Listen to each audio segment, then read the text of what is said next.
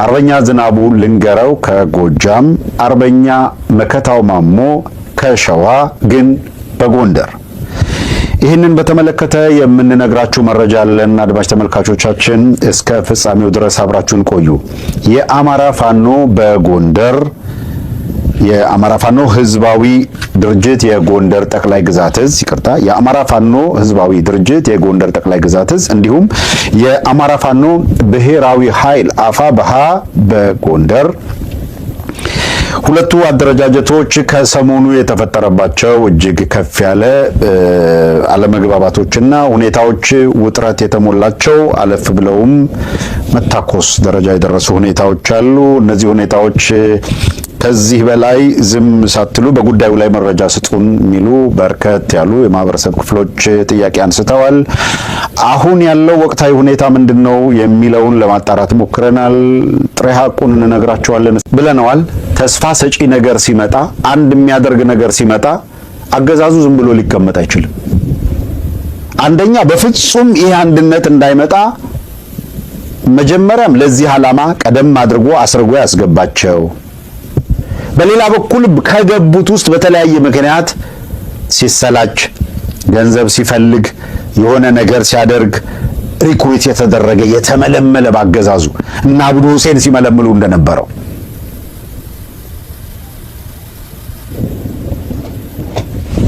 አየህ። መጀመሪያ ሰርጎ እንዲገባ ተልኮ ይዞ ሰርጎ የገባል ዓላማም የለም ለትግሉ አጋዥ ሆናለሁ ብሎ ከገባ በኋላም በተለያየ መንገድ ተመልምሎ የተወሰደውም ሁሉም ተሰባስቦ በአንድ አካባቢ እንዲሆን ለማድረግ በዚያና በዚህ ጥረት ተደረገ። ይሳካላቸውም አይሳካላቸው ያደረጉትን ጥረት እናውቀዋለን። ይሳካም አይሳካም በዚያና በዚህ ተራወጡ። የሚችሉትን አደረጉ።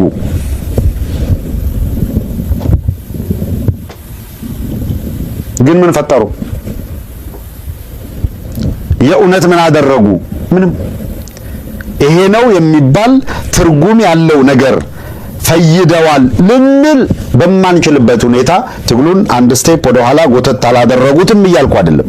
ትግሉን በመጎተት ረገድ አገዛዙ የተጫወተው ምንም ሚና የለም። አገዛዙ በወሰዳቸው እርምጃ ትግሉ መጓተት አልገጠመውም እያልኩ አይደለም። መጓተት ማስረፈድ ይችላል፣ ማስቀረት አልቻሉም እንጂ። ለዚያ ነው በገፍ ቅድም ምርኮኛ ስናየ ነበረው። ይሄ መተባበርና በአማራው መካከል ማዕከላዊ አንድ የመሆን ስሜት ሲፈጠር ከውስጥ ጃርቶቹ ይመጣሉ። ጃርቶች አሉ ውስጥ። እንደዛ ውስጥ ጃርቶች ምን ልዩነት ይዘን ወጥተን እንዴት አድርገን እንደምናቀባ የሚል ነው የምንነግራችሁ። አሁን አገዛዙ በልዩ ሁኔታ ጎንደር ላይ ያተኮረበት ምክንያት የአማራ ትግል ሂዶ እዛው ጎንደር ላይ ወሰን ተንገራግጮ ይቆም የሚል አቋም ነው። አይሳካም። ስለዚህ ቦት ሳይድ ብቸኛው አማራጭህ በጋራ ቆመህ ይሄን የህልውና ትግል በውጤት ማጠናቀቅ ነው። ይሄን ለማድረግ አሁን ባለው ሁኔታ አርበኛ መከታው ማሞ፣ አርበኛ ዝናቡ ልንገረው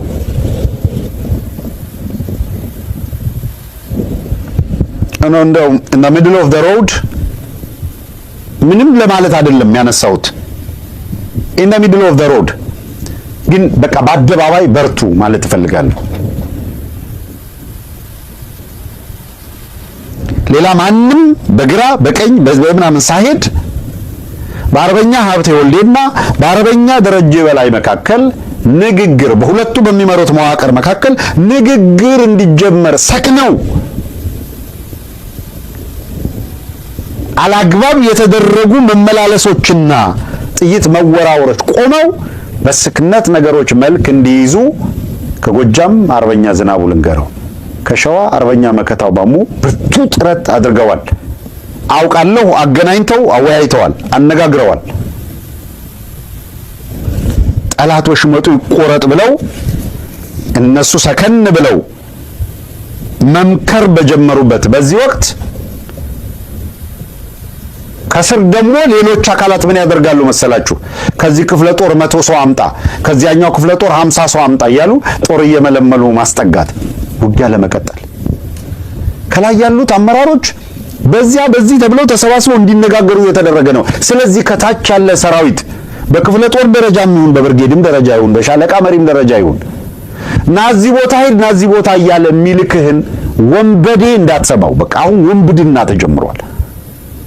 ከላይ ያሉት አመራሮች እንነጋገር ተብለው እየተነጋገሩ ባለበት በዚህ ወቅት ያን ንግግር እንዲከሽፍ ለማድረግ ተመልከቱ። አፋባህና አፋሃድ ሁለቱም ድርጅቶች ተወካይ መርጠው ተወካዮቹ ተገናኝተው ውይይት ያድርጉ እየተባለ ባለበት ወቅት ለረጅም ጊዜ ያለ ውጊያ ያለ እንደው በቃላት የመወጋገዝ ጉዳይ ቢኖርም እንኳን መገፋፋት ቢኖርም እንኳን እንዲህ ወደ ለየለት ጦር የሚያማዘዝ ነገር አልተገባም። ታዲያ የአንድ ማንኪያ ቅንነት ተጠይቆ ከሁለቱም አደረጃጀት ከዚህም ኃይል አዋጥቶ ከዛም ኃይል ተሰባስቦ ንግግር ሲጀመር ምን ተፈጠረ? ምን ጥይት የሚያስነሳ ነገር መጣ? ምን ወደ ራስ መተኮስ የሚያስችል ነገር ምን ተፈጠረ? ምን ተገኘ?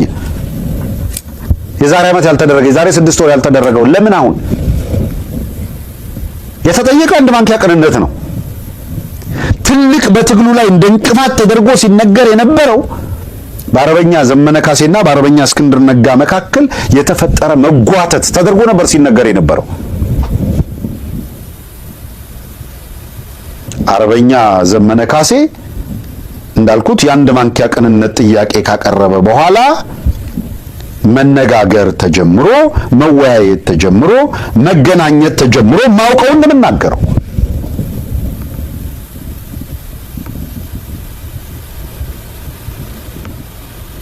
ምን ማድረግ ይሻለናል እያሉ በየደረጃው እየተነጋገሩ ባለበት ወቅት ምንም ሊገባን በማይችል መልኩ ጎንደር ላይ መሳሳብ የሚፈጠር በሁለቱ አደረጃጀት መካከል መታኮስ ውስጥ የሚከት ግብግብ ለምን ተፈጠረ? ለምን ተፈለገስ?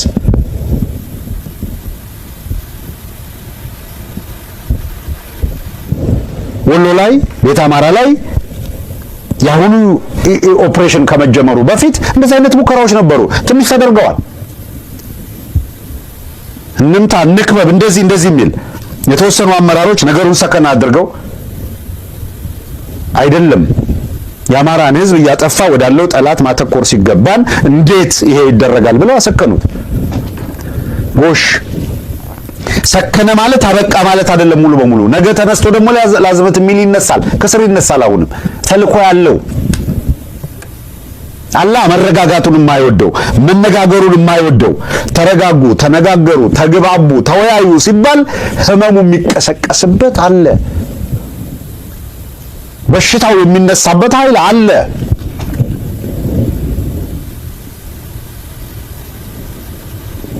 ከነ ችግሩም ቢሆን በሸዋ ጠቅላይ ግዛትስ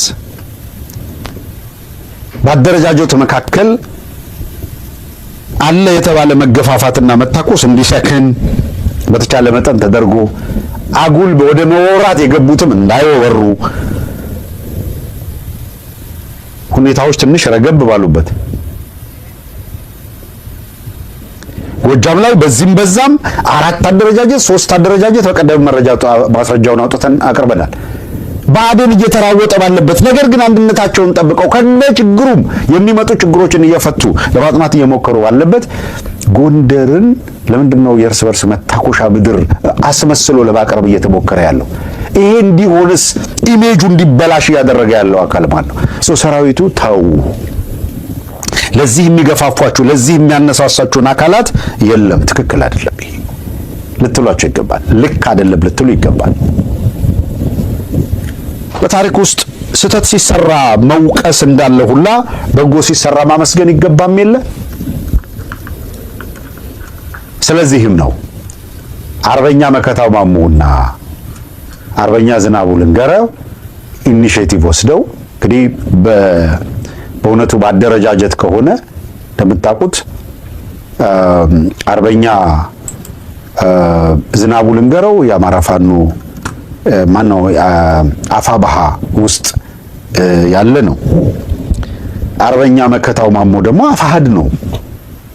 ሁለቱም የሁለቱ አደረጃጀት ወታደራዊ አዛዦች ናቸው።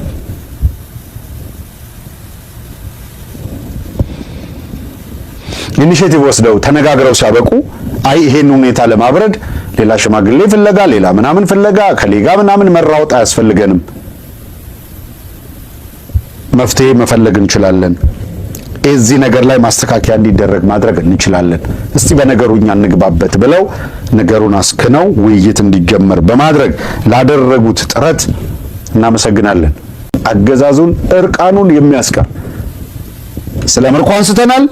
በነፃ ቀጠናዎች ውስጥ ምን እያደረጉ ነው ያሉት የአማራን ሕዝብ የለውና ትግል እየመሩ ያሉ አካላት የሚለውን ደግሞ እስቲ ይህንን ቪዲዮ እንመልከት። ከዛም በኋላ ቀይ ሽብርን ነጭ ሽብርን ሁላችንም እናውቀዋለን በታሪክ በጊዜው የነበራችሁ እማኞችም እዚህ አላችሁ አይደለም። ከዛ ሰዓት ጀምሮ አማራ የነቃ እንዳይኖረው አማራ የሚቆጭለት የሚናገርለት የሚከራከርለት እንዳይኖረው እያሳደዱ መግደል ከተጀመረ የአማራን 40-50 ዓመታትን አስቆጥሮ እንግዲህ ከዛ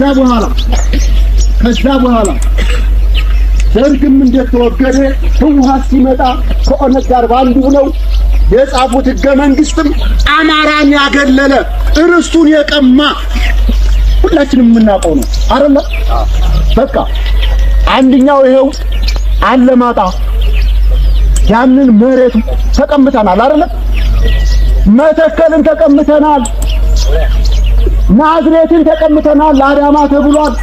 እና አብሰበ ተፈሪ አባቶቻችን የቆረቆራቸው ከተሞች ስማቸውን ቀይረው ያ ሲገርመን ዛሬ አዲስ አበባ መጋላ ፊንፊኔ ተብላለች አይደለም? ፊንፊኔ ተብላለች። የኛ መሪዎች ሳይቀሩ እና አብዱ ሁሴን በአማራ ስም ተወክለው አማራን የሚመሩ ሳይቀሩ ፊንፊኔ አትገቡም አልተባሉ።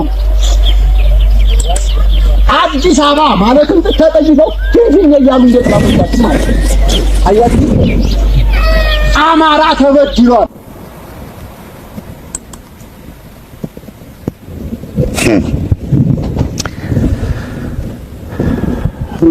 ምን አይነት እልህ አስጨራሽ ትግል ውስጥ እንዳለ ይሄ ህዝብ፣ ምን ያለ ፈታኝ መከራ ውስጥ እንዳለ ይሄ ህዝብ የምትከታተሉት ነው። ዋናው ነገር ግን ይሄ ውይይት ከህዝብ ጋር እየተደረገ ያለው አገዛዙን እርቃኑን የሚያስቀር ትግል በተደረገበት በዚህ ወቅት